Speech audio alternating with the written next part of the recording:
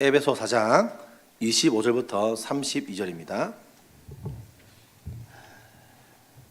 교독하겠습니다. 그런즉 거짓을 버리고 각각 그 이웃과 더불어 참된 것을 말하라. 이는 우리가 서로 지체가 됨이라.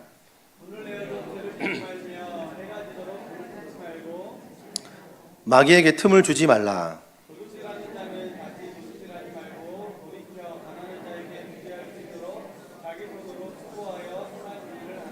무릇 더러운 말은 너희 입 밖에도 내지 말고 오직 덕을 세우는데 소용되는 말로 대로 선한 말을 하여 듣는 자에게 은혜를 끼치게 하라.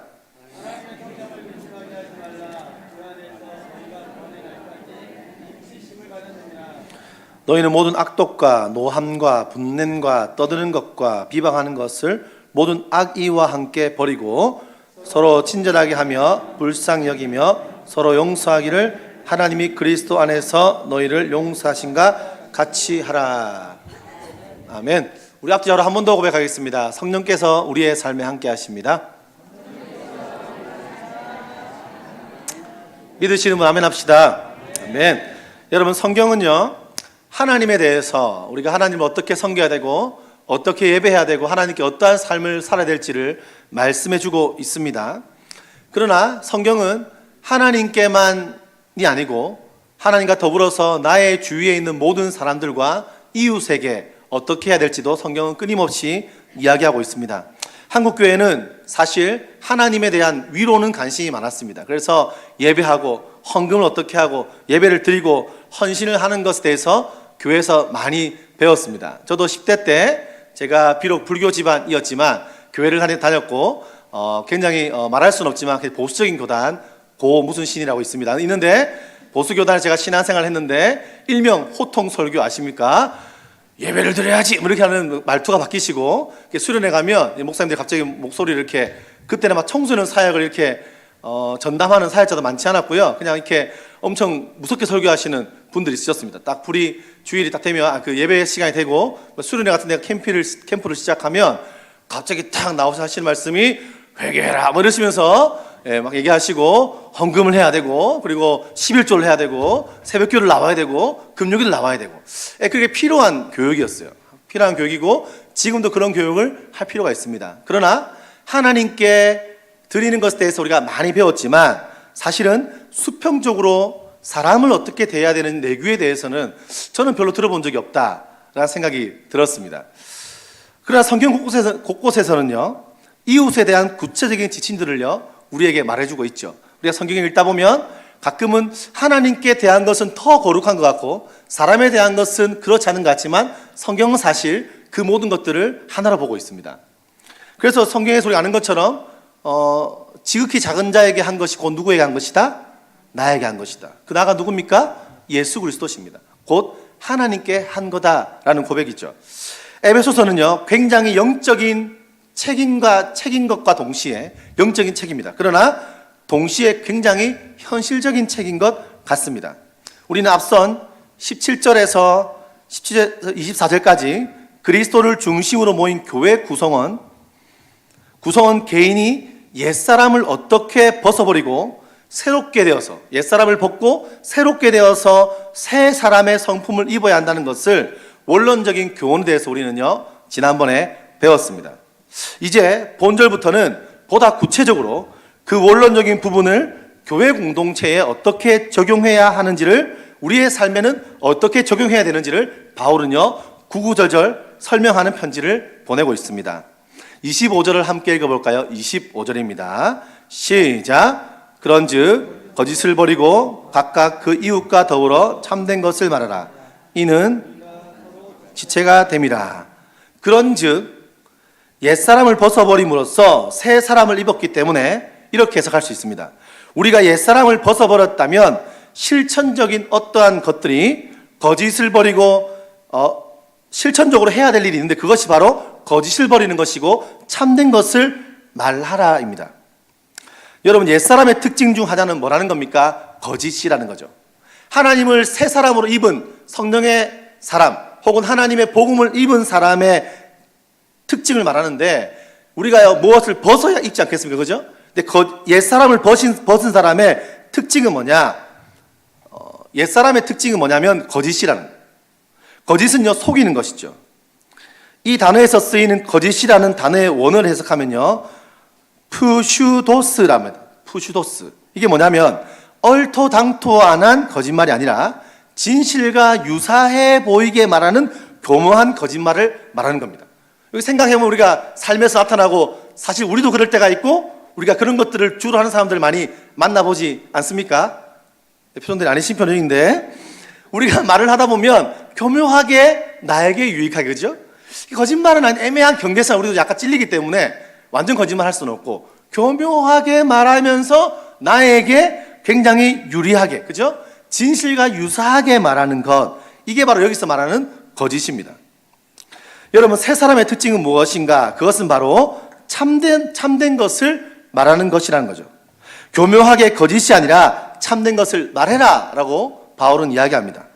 여러분, 우리는 말씀을 보면서 그 말씀을 끊임없이 우리의 삶에 적용하는 게 중요하지 않습니까? 우리는 질문해야 되죠. 우리는 우리의 삶에서 이번 한 주 동안 참된 것을 말하며 살아오셨습니까?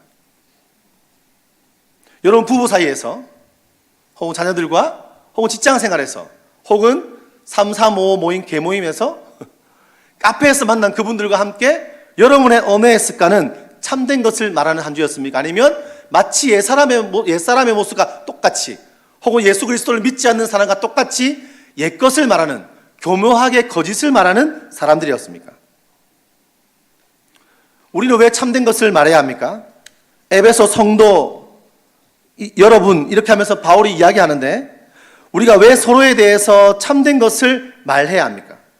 여러분, 성도가 거짓말하는 것은 바로 새 사람의 신분이라는 것을 망각하고 옛사람처럼 사는 것이기 때문이죠. 우리가 왜 참된 말을 해야 되고 거짓을 말해야 되지 않냐면 우리는 바로 새 사람이 되었기 때문입니다. 동의하십니까? 또한 그것은 오늘 본문에 의하면 그것은 바로 우리가 서로 한 지체가 되기 때문이다 라고 이야기합니다. 따라서 지체는 각기 다른 지체에게 뭘 해야 된다고요? 참된 말을 해야 한다는 거죠. 쉽게 설명해 이런 겁니다. 지체, 우리가 한 몸이란 거 아니겠습니까? 몸으로 비유하면 귀가 눈에다가 거짓말 할 수 없죠. 손이 발에다가 거짓말을 할 수 없습니다. 한 몸인데 한 지체인데 서로에게 거짓을 말할 수 없고 참된 것을 말할 수밖에 없다는 것이죠. 여러분, 어떤 공동체든지 공동체의 현저한 아름다운 특징은 무엇이냐? 바로 정직성입니다. 전 여러분들이 2019년 우리가 많은 것을 계획하고 있겠고 우리가 많은 것을 기도하고 기도 제목으로 두고 있지만 전 여러분들의 기도 제목이 하나님 2019년 한 해 동안 나의 입술에 파수꾼을 세워 주시옵소서, 이 고백이 있기를 간절히 소망합니다. 여러분, 오늘 본문에서 새 사람으로서의 행동 지침을요 조금 더 이야기합니다. 26절을 읽어보겠습니다. 26절입니다. 성경책을 보시고 시작.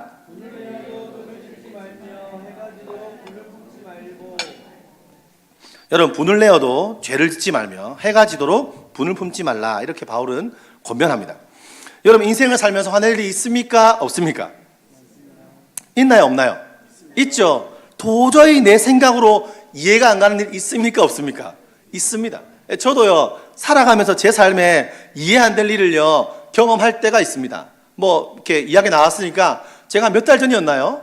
이게 작년쯤이었습니다. 이상한 소문을 들었는데 어떤 분이 제 욕을 하고 다닌다. 네, 여러분, 교회 안에 있지 않습니다. 육지 사람이라 제가 얘기할 수 있습니다. 영상으로 볼지 모르겠죠. 근데 놀라운 사실은 그분은 저를 만난 적이 없는 사람입니다. 단 한 번도 본 적이 없고 그냥 모 학교의 선배님이시래요. 선배님인데 한 번도 본 적이 없는 분입니다. 그냥 얘기 듣고 지나갔어요. 근데 그분이 저만 욕한 것이 아니고 우리가 좀 친하게 지내는 그룹이 있는데 욕을 한 거예요. 욕을 했는데 이런 내용이었습니다. 뭐 이제 SNS 이런 걸 보지 않았겠습니까? 소문도 들었을 거고, 저를 아는 분이라면 제대로 아는 사람이면 욕할 일이 별로 없는데 라고 생각했습니다. 아무튼 그래서 너무 크게 웃으시는 분이 계신데, 아무튼 그래서 이제 욕을 하고 다니길래 그냥 신경 안 썼어요. 넘어갔어요. 그 욕한 그룹 중에 한 명이 누가 있냐면 여러분도 아시는 허진열 목사도 속해 있는데, 아무튼 이렇게 보니까 이제 권호인은 너무 가벼워 보인다 뭐 이런 거였고, 허진열은 사람이 너무 거만하다 뭐 이런 거, 그냥 동의하시는 표정들이신데 저도 사실 조금 동의했어요. 그 말에 얼마나 거만해 이제 들을 수 있기 때문에 없다고 제가 욕하는 거 아니고, 네, 갑자기 말을 조심해야 될 생각이 드네요. 오늘 본문의 말씀처럼. 그런 얘기 지나갔어요. 근데 또 얼마 몇 달 있다가 저한테 전화가 왔습니다. 모르는 번호로. 모르는 분이었습니다. 근데 그분인 거예요. 그 전화가 와서 하시는 말씀이 뭐 이것저것 이야기를 해요. 하면서 이렇게 보니까 이제 그 그룹들 중에서 다들 좀 무섭게 생겼고 성격들이 있어 보이니까 가장 온유한 저한테 전화한 것 같아요. 그래서 저한테 허진열 목사님 이렇게 SNS 푸사부터가 안 좋거든요. 되게 프로필 사진을 보면 괜히 무서워요. 근데 저를 보고 저는 이렇게 아들 안고 이렇게 환하게 웃고 있는 사진이니까 저한테 전화를 한 거죠. 저한테 막 이야기하시는. 근데 제가 이런 얘기를 들었다 하면서 그분들께 그래 넘어갑시다. 그분들이 막 화가 났어요. 그중에 허진열 목사님 이렇게 화가 났는데 제가 그냥 넘어갑시다 이렇게 하고 지나갔습니다. 이유가 별거 없어요. 보니까 뭐 이렇게 너무 가볍냐는지 뭐 변했다든지 저를 본 적이 없는데 변했다 이렇게 말씀하시니까 되게 당황스러웠습니다. 저한테 전화가 와서 제주도에 있는 모교회 담임 목사가 자기 동생이다 이러면서 저한테 막 얘기하는 거예요. 저한테 겁을 주는 건가? 중요한 거는 그 교회가 제가 처음에 누군지를 전혀 몰랐다는 거죠. 넘어갔어요. 넘어갔는데 또 얼마 전에 지난달이었나요? 어떤 분 통해서 이야기가 들어온 거예요. 그분이 처음 보는 그 사람을 붙잡고 한참 동안 그분한테 이야기하면서 저희들 욕을 했다는 거예요. 그래서 제가 많이 화가 났어요. 화가 났고 화가 나서 제가 이제 저보다 다른 사람 더 화가 났습니다. 그 얘기를 먼저 들은 사람들이. 그분들이 화가 났고 이러저러 하다가 이제 해결되는 실마리 갖고 서로 사과하고 끝이 났는데 갑자기 뒤늦게 제가 화가 났어요. 그래서 제가 화가 나서 그분께 문자를 막 했어요. 저보다 많은 분인데 막 문자를 하고 제가 다음 날 후회했습니다. 근데 문자 욕을 한 건 아니고 제가 억울한 게 있는 거예요. 지난번 전화 받은 게 막 생각나고 그분이 했던 얘기를 반추해 보니까 그게 막 화가 나는 거죠. 이걸 제가 왜 했는지 모르겠는데 여러분 제가 왜 문자를 했냐면 제 생각에 도저히 이해가 안 되는 거예요. 그죠? 살면서 우리 삶에 다른 사람 행동을 봤을 때 도저히 이해가 안 되는 일이 있습니까? 없습니까? 있습니다. 가정에서도 마찬가지고요. 살아가는 삶에 이해가 안 되는 일이 생깁니다. 여러분 육아하는 어머니들은 더 그렇죠. 육아하는 분들이요. 얼마 전에 제가 어떤 분 부모 교육을 많이 하는 분이에요. 근데 그분이 올린 글에 보니까 자신이 부모 교육을 그렇게 하는 사람인데 자기 자녀에게 노를 바라고 화를 내는 모습은 자기를 보면서 너무 실망스러웠다 얘기를 하는데 그 말이 공감이 되는 겁니다. 엄마들은 하루 종일 애랑 있는데 가끔 이런 생각 들잖아요. 얘가 일부러 나한테 화를 내게 하려고 일부러 이런다. 느껴보셨죠? 그죠? 마치 일부러 하는 것 같잖아요. 정말 화가 나지만 우리가 화나고 분노할 일이 있지요. 있는데 오늘 본문은 뭐라고 하냐? 분노는요 그날에 족하다는 거예요. 분을 내어라. 그러나 죄를 짓지는 말라. 해가 넘어가기 전에 분을 사그라뜨려라. 사그라뜨려라 이 표준어입니까? 분을 낮춰라. 그렇습니다. 아무튼 유대인들은요 해가 지는 때는 하루가 끝나는 것이 아니라 하루를 시작하는 것을 의미했다고 합니다. 그러므로 해가 진다는 것은 새로운 날이 왔음에도 불구하고 분이 지속되는 것을 의미하는 것이죠. 아무튼 오늘 성경이 말하고 싶어하는 것은 뭐냐? 그날의 분노는 그날에 끝내는 것이 신상에 좋다라는 겁니다. 동의하십니까 여러분? 근데 오늘 분을 내어도 죄를 짓지 말라는 것은 무엇입니까? 죄가 되지 않는 분이 있다는 거예요. 그것은 의분이죠. 의로운 분. 죄악을 가만히 볼 수 없고 잘못된 것을 보고 분노하는 것은요 어쩌면 당연한 것입니다. 하나님도 악한 것에 분노했습니다. 예수님도. 우리는 악한 것에는요 분노해야 됩니다. 근데 한국 교회를 보면 사실 쫙 보면 정말 불의한 세상 가운데 있는 많은 일들, 불의한 일들에는 화내지 못하고 분노하지 못하고 정말 쓸데없는 많은 일들에만 분노합니다. 한국 교회 안에 수많은 교회들이요 분란이 있고 싸움이 있는 이유들 중에 제가 많은 이유가 있을 수 있지만 제가 봤을 때 진짜 분노할 때 분노하지 못해요. 그러니까 밖으로 표출 못하니까 안에서 표출이 되는 겁니다. 여러분 보십시오. 오늘 성경에 나오는 아무리 우리가 세상 앞에서 분노하고 세상에 잘못된 것에 대해서 의분을 가질 수 있습니다. 그죠? 잘못된 것은요 할 수 있어요. 그러나 오늘 아무리 의분이라도 그러나 그러한 분노가 죄가 되지 않도록 해야 된다라고 성경은 권면합니다. 분노를 가지더라도 그게 죄가 안 돼야 된다는 거예요. 이유가 뭐냐면 그 분노 때문에 마귀가 틈을 타기 때문이죠. 27절에 나와 있어요. 마귀에게 틈을 주지 말라. 마귀로 틈을 타지 못하게 하라는 겁니다. 여러분, 분노를 마음에 오래 품음으로써 그 분노를 탐닉하게 되면 사단에게 자유롭게 영을 유린할 수 있는 기회를 제공하게 된다라는 거죠. 사탄이요 기가 막히게 그것을 비집고 들어가서 그 틈을 비집고 들어갑니다. 뭐 하려고요? 왜 들어갈까요? 왜 가정에 부부가 싸웠는데 그 싸운 분노 안에 있는 그 내용을요 틈을 들어갑니까? 모든 공동체에서 제일 중요한 것은 뭐죠? 연합입니다. 모든 공동체에서 제일 중요한 성경이 끊임없이 말하는 게요 하나됨인데 그 하나됨을 파괴하려고 그러는 거죠. 사탄이 너무 좋아하는 겁니다. 파괴하는 것. 하나님 좋아하시는 것, 하나 되는 것. 하나님이 좋아하는 것, 함께하고 하나가 되고 한 마음을 품는 것. 사탄이 좋아하는 것, 두 마음으로, 세 마음, 다섯 마음으로 바꿔버리는 것. 연합을 파괴하죠. 부부 관계에서, 자녀들 관계에서, 자녀와의 관계를요 분리시켜버립니다. 분노 때문에. 친구 간의 관계를요 분리시켜버리죠. 직장 안에 있는 화평을 깨트려버립니다. 교회 공동체와 순모임과 각 부서에서 하나가 되지 못하게 만들어버립니다. 무엇이요? 분노가요. 갖고 있는 분노가요. 오랫동안 지속하고 있는 분노에 사탄이 틈을 가지고 공격하는 것이죠. 그래서 바울은 분을 품는 행위를 멈추든지 아니면 분을 마음에 오래 간직하는 습관을 갖지 말라고 권면합니다. 따라서 그리스도인은 마음이 분노로 가득 채워지기 전에, 분노로 일어날 수 있죠. 채워지기 전에 적당한 데에 풀어야 한다라고 칼빈이라는 신학자는 그렇게 이야기했습니다. 여러분, 제가 그런 거 아니겠습니까? 마틴 루터가 그런 이야기했죠. 새가 저 하늘로 날아가는 것을 막을 수는 없지만 새가 나의 머리에 둥지를 트는 것을 막을 수 있습니다.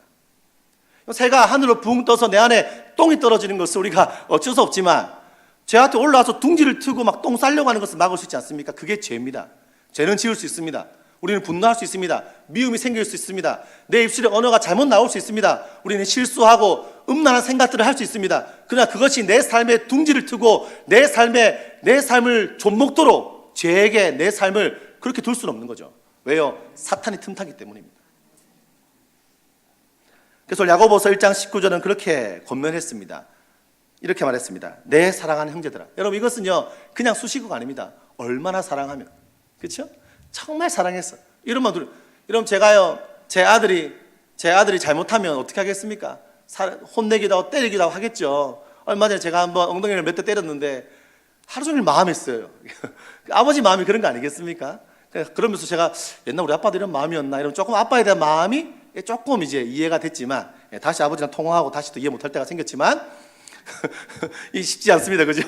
아무튼 이 사랑하는 형제들아, 얼마나 야고보 얼마나 사랑하는 마음으로 썼겠습니까? 근데 그가 하는 말이 뭡니까? 그가 하는 바른 말이 뭡니까? 그가 꼭 하고 싶어 하는 말입니다. 내 사랑하는 형제들아, 너희가 알거니와 사람마다 듣기는 속히 하고 말하기는 더디하며 성내기도 더디하라. 사람의 성내는 것이 하나님의 의를 이루지 못함이니라. 여러분, 이것은 가정에서 제일 중요한 거라 생각이 듭니다. 결혼한 부부에게 제일 중요한 게 뭡니까? 분을 내어도 그날의 분을 그날에 푸는 겁니다. 그날 싸우고 침대에서 서로 등 돌리고 자면 안 됩니다. 제가 해봤는데 마음에 걸려요. 물론 감사한 건 제가 잘 까먹기 때문에 다음날 까먹고 말을 걸었어요. 그러니까 말을 까먹고 아무 생각 없이 말을 걸었다가 이러면서 혼자 가서 이렇게 화장실에서 이번에 또 내가 졌네 이런 생각을 했습니다. 여러분, 모든 공동체에 해당하는 이야기입니다. 여러분, 우리는요 듣기는 속히 하고 말하기는 더디하며 성내기를 더디해야 됩니다.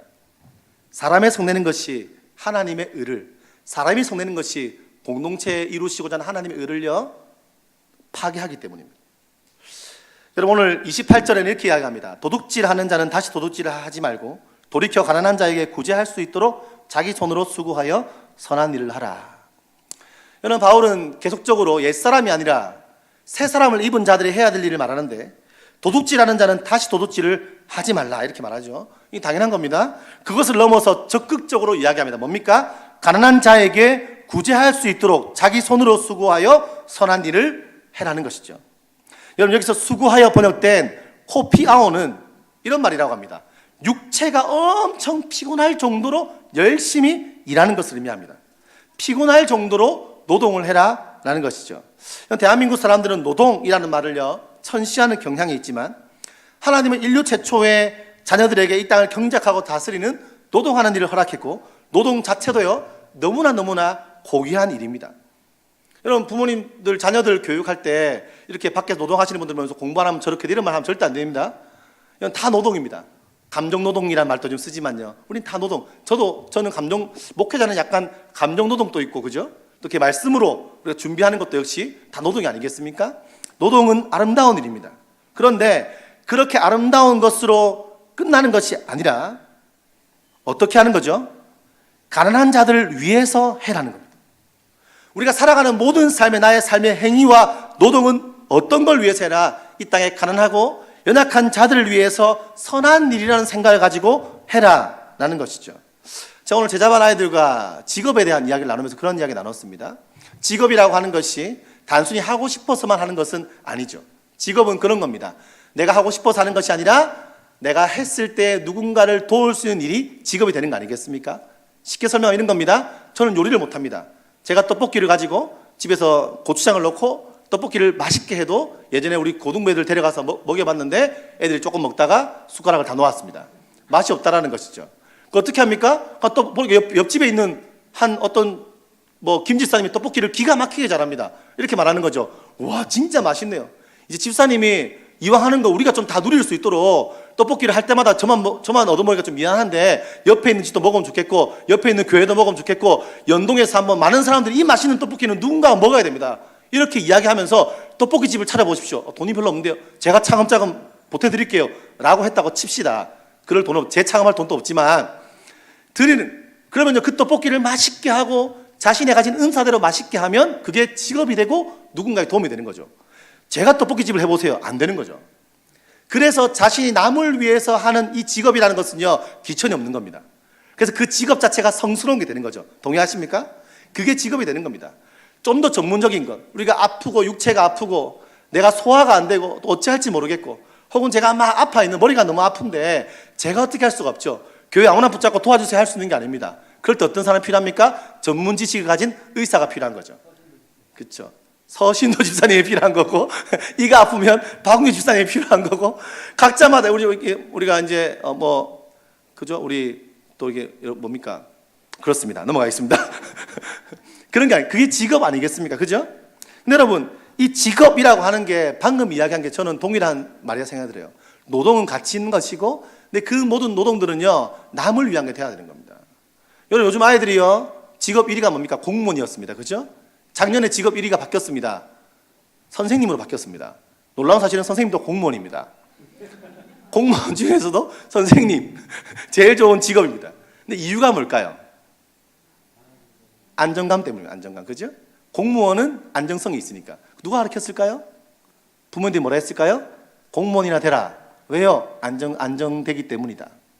그러면요, 아이를 가르치는, 저는 우리 교회 안에 아이들을 사명을 다해 가르치는 교회학교 선생님들과 실제 직장을 가진 쌤들을 제가 만나봐서 아는데요. 아이를 사랑하고 그들 위해서 뭘 해야 될까 고민하고 가르침이 내 삶의 은사고 가르치고 만나기 위해서 교사가 돼야 되는데 안정감을 위해서 교사가 된다. 10년 뒤 학교는 어떨까요? 지금보다 훨씬 안 좋아지겠죠. 동일한 겁니다. 요 스카이캐슬 보신 분 다 보시겠죠? 안 본 표정들 하고 계신데 다 보는 거 압니다.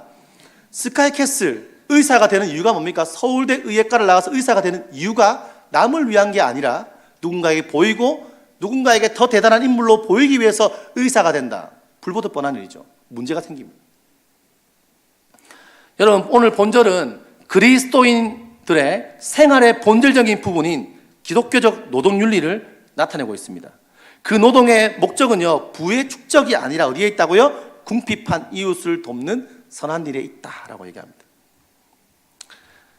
여러분, 저는 여러분의 살아가는 모든 삶의 행동이 나를 위한 게 아니라 남을 위한 것 되기를 축복합니다. 29절 다시 이제 바울이 넘어갑니다. 읽어볼까요? 시작.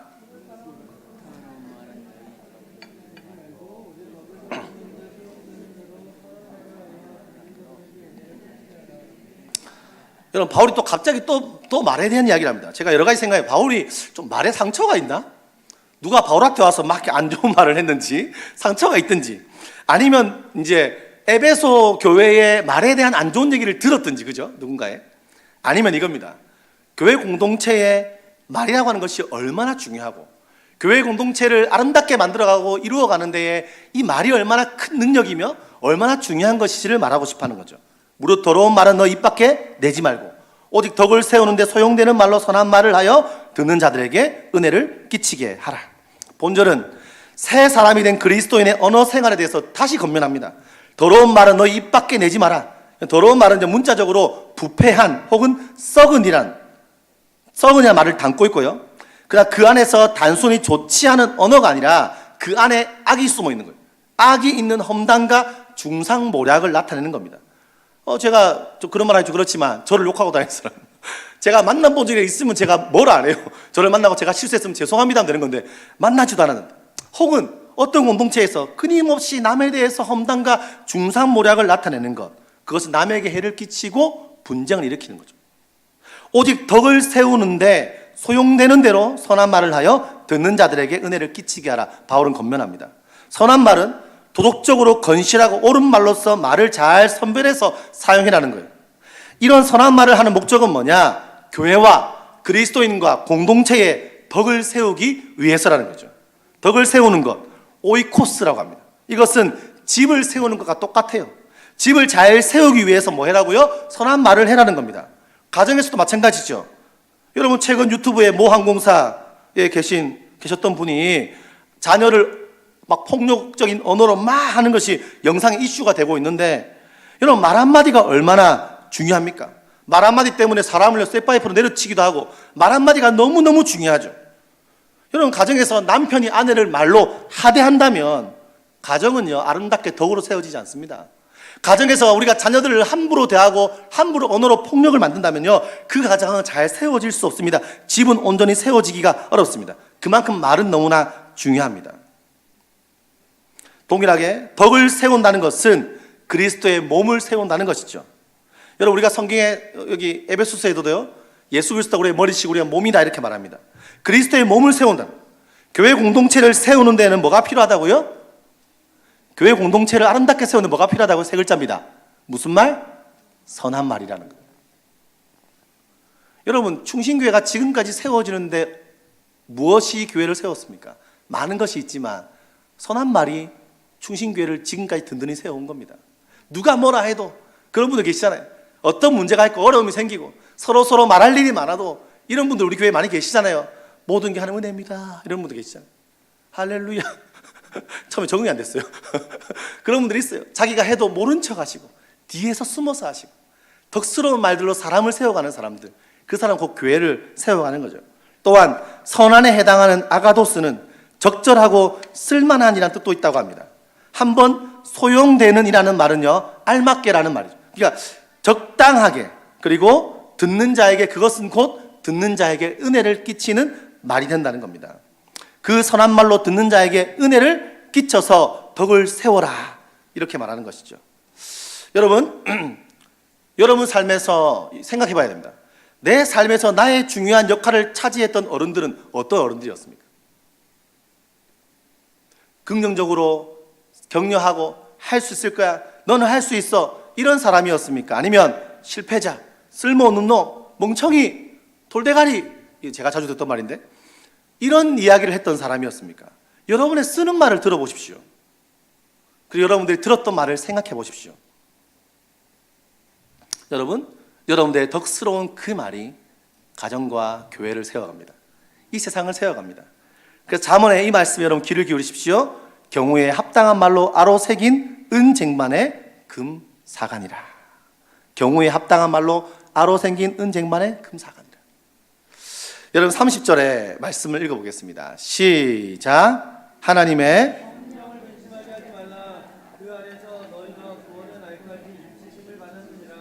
바울은 에베소 교인들에게 또 당부하고 있습니다. 하나님의 성령을 근심하게 하지 말라는 겁니다. 이 말은 성령을 거스르거나 회방하는 것에 비하면 조금은 가벼운 뉘앙스지만 성령은 인격이기 때문에 슬퍼하신다는 겁니다. 근심한다는 겁니다. 성령님이요, 감정을 갖고 있는 거 여러분 아시죠? 감정이 있으시다는 거예요. 저는 이 말씀 준비하다가 이렇게 설교를 쓰고 있다가 잠시 눈을 감고 생각해 보았어요. 한 주의 내 삶에, 이제 설교를 해야 되는데, 한 주간 내 삶에 성령께서 봤을 때 성령님이 나 때문에 근심하고 슬퍼했던 일이 무엇일까를 생각해 보았습니다. 월요일부터. 참 많이 부끄러웠습니다. 앞서 언급한 해가 지도록 분을 품고 있는 일, 도둑질하는 일, 더러운 말을 하는 일들은 모두가 마귀에게 틈탈 기회를 제공하는 일인 동시에 우리의 집과 삶과 교회 안에 거하시는 성령님을 어떻게 한다고요? 금신케 하는 일이라는 거예요. 걱정 끼치는 일이라는 겁니다. 바울은 우리가 그런 것이 아니라 바른 것을 택해야 하는 놀라운 이유를 오늘 제시하고 있습니다. 그것은 뭡니까? 바로 성령을 근심하지 않게 하는 일이라는 겁니다. 윤리적 기준을 뛰어넘어서 여러분의 행동이 하나님께 영향을 끼친다는 겁니다. 내가 한 주간 살아가면서 아무도 없어도 내 혼자 하는 그 행동이, 내가 생각하는 그것이, 내가 내뱉는 그 말이 하나님께 영향을 끼친다는 겁니다. 얼마나 놀라운 말입니까? 그죠? 얼마나 영광스러운 말입니까? 내 삶의 행동이 하나님께 영향을 끼친대요. 성령님이 함께 하시고 듣고 계신대요. 그러니까 또한 그것은 무서운 말이기도 합니다. 성령님이 어떠하신가? 이게 우리의 삶의 기준입니다. 바울은 또다시 세 사람이 지녀야 할 태도에 대해서 당부합니다. 31절입니다. 너희는 모든 악독과 노함과 분냄과 떠드는 것과 비방하는 것을 모든 악의와 함께 버리고. 여러분, 모든 악독은요, 쓴 마음과 쓴 말이에요. 그리고 화해를 거절하는 양심이에요. 화해를 하고 그리고 악독한 말. 노함은요, 디모스란 뜻은 격하게 끓어오르는 분노를 말합니다. 그것은 유대인들이 예수님을요, 막 데려가서 낭떠러지에 떨어뜨려 죽이려고 했던 그 감정을 표현하는 것과 똑같은 단어라고 합니다. 그리고 분냄은요, 차가운 분노입니다. 조용히 복수의 칼날을 가면서 내면에 깊은 적대감을 갖고 있는 것, 겉으로 표현 안 되지만 이것이 바로 분냄이라고 합니다. 그리고 떠드는 것은 싸우면서 혈기를 부리고 소리를 버럭버럭 지르는 것과, 해방하는 것은 나에 대해서 나쁜 말 하는 것, 비방, 그리고 모든 악의, 그것은 악한 음모, 악한 음모라는 것, 악한 계획. 바울은 뭐라 합니까? 그것을 버리라, 이렇게 말합니다. 이번 방식을 벗어버리면 우리가 옛것을 버리고 이제 새 생활을 입어야 하는데, 우리는 그런 것들을 버리라, 다 버려야 돼요. 그러면 동시에 32절에 이렇게 이야기합니다. 거의 결론으로 가고 있죠. 서로 친절하게 하며 불쌍히 여기며 서로 용서하기를 하나님이 그리스도 안에서 너희를 용서하신가 같이 하라. 바울은 앞절에서 금지 명령을 이야기하면서 본절에서는요, 이제 너희가 행해야 될 덕목이 있다, 이렇게 말합니다. 앞에 이제 이야기하고 결론에 다다르면 이야기하겠죠. 그것은 서로 인자하게 하며 불쌍히 여기란 겁니다. 인자는요, 하나님께 쓰이는 용어인데 우리의 삶에도 바울이 얘기합니다. 이것은 타인의 필요를 생각하고 관심을 갖는다는 뜻입니다. 또한 불쌍히 여기는 것은 자비와 인자와 함께 신약에서 자주 나타내는 것으로 타인의 아픔과 어려움에 깊이 공감하고 동정하는 것이죠. 여러분, 이런 행위는요, 일방적일 수 없습니다. 그것은 바로 그리스도의 모두가 서로에게 표현해야 될 덕목이라는 것입니다. 서로 용서하기를 하나님이 그리스도 안에서 너희를 용서하신 것 같이 하라. 여기서 뭐뭐와 같이에 해당하는 원어 카도스카이는 일치를 나타내는 표현입니다. 하나님께서 그리스도인들을 위해서 하신 것이 그리스도인의 행동의 기준과 근거가 된다는 것이죠. 하나님이 우리에게 보여준 그것이 우리의 삶의 기준이고 근거라는 거예요. 하나님과 그 그리스도인의 구원 행위는 모든 그리스도인의 행위인 원형이 됩니다. 동의하십니까? 그러기에 하나님께서 그리스도인을 용서하신 것처럼 그리스도 안에서 그리스도의 사랑과 그분의 인도하심 안에서 너희도 타인을 용서해라. 그리스도인의 상호간의 용서 자세는 반드시 사랑으로부터 출발돼야 된다라고 하는 것입니다. 한편 이 하라의 헬라어 기네스데는요, 실제로 그 뜻이 뭐냐면 되라라는 의미라고 합니다. 이것은 예수를 본받아서 너희도 그렇게 되라라는 의미죠. 이것은 예수를 본받아 그렇게 되라.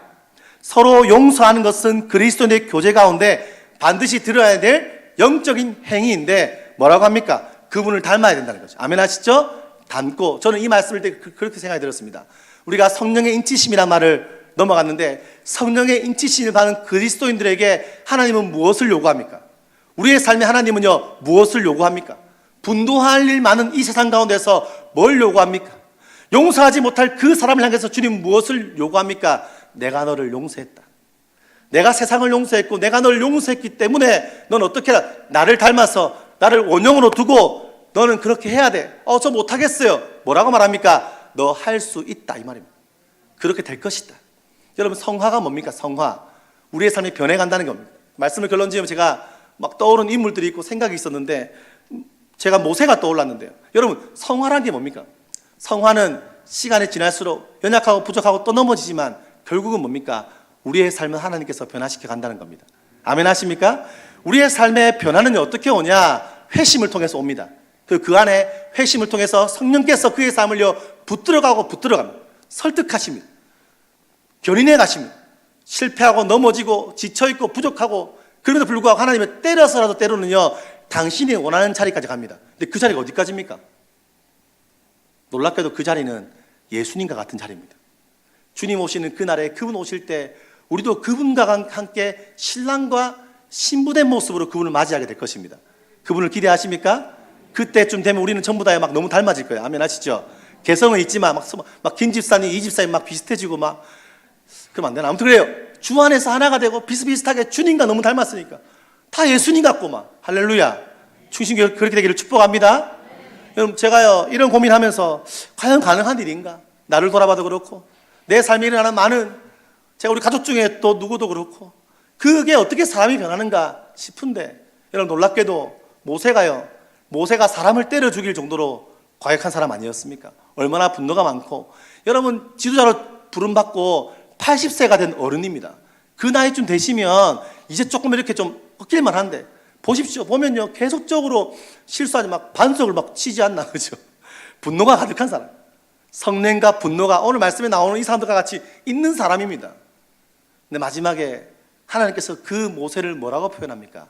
지상에서 가장 온유한 사람이다 이렇게 말합니다. 자, 여러분 삶에 실망할 때 있지 않습니까? 기억하십시오. 하나님 여러분 삶을 온유하게 만들어가고 있습니다. 가족 중에 그 사람, 우리 가족 중에 이 사람은 안 변할 것 같아. 가족 중에 이 사람은 절대 안 될 것 같아. 우리 사실 남성들께 죄송하지만 많은 여성분들이 그런 생각 하지 않습니까? 내 남편이 이건 안 될 것 같아. 근데 여러분, 하나님께서 그분들을 다듬어가고 있을 줄 믿습니다. 아직 교회 안 나와도 여러분의 기도의 씨앗을 주님 들으십니다. 믿으시죠? 성령이 일하고 있습니다. 그 사람들을 만들어갈 것입니다. 여러분 삶에 실패가 있고 좌절이 있고 어려움이 있지만 기억하십시오. 성령이 여러분 삶을 만들어가고 있습니다. 어디까지요? 오늘 본문의 말씀처럼 우리가 이제 나를 위한 인생이 아니라 남을 위해서 일하고 그리고 성령을 근심케 하지 않고 서로 친절하게 하며 불쌍히 여기며 용서하기를 하나님이 그리스도 안에서 너희를 용서하는 것처럼 살아가는 믿음의 사람들로 우리의 삶을 주님 이루어 가실 줄로 믿습니다. 기도하겠습니다.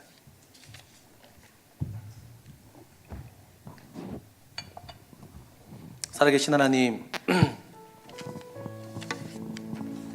오늘 말씀처럼 거짓을 버리고 참된 것을 말하고 분을 품지 않고 마귀에게 틈을 주지 않고 공동체를 잘 세워가며 비방하고 악의를 다 버리고 친절히 불쌍히 여기며 용서하는 그리스도 안에서 그리스도가 우리를 용서하신 것처럼 용서할 줄 아는 믿음의 자리까지 우리가 할 수 있게 인도하여 주시옵소서.